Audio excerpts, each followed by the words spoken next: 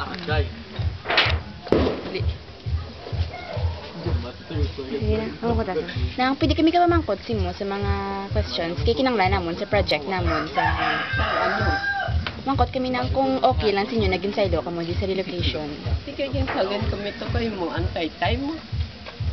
Pero pati sa flood control project, Meron na eh.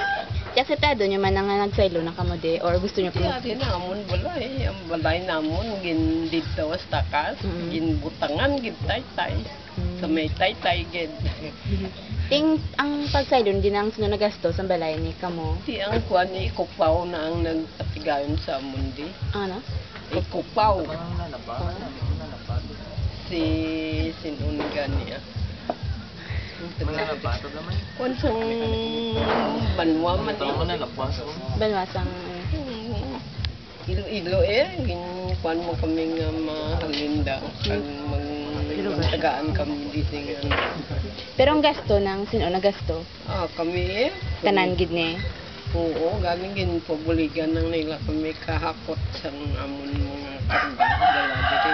Tapos ang gasto ni amon ang kuan ang kwarta nga ginagasto sa balay. Di guba to balay namon nga dalon di nahimon lang nga kahoy. Di na tindog lang kami di ya muning kuan eh. Pero kung si mo nang din gusto mo didto, kung wala to bing flood control to didto kag jami star tani. Uyon ko giliyan di kami galing. Ay lugar mo. Dili niyang ano ka pigado lang kaipkit-ikit lang mo. Gamay lang lugar. Oo, ginawa mo ka isan kung kasilyas mo. Tubi mo, hindi ka kan. May tubi man din yan.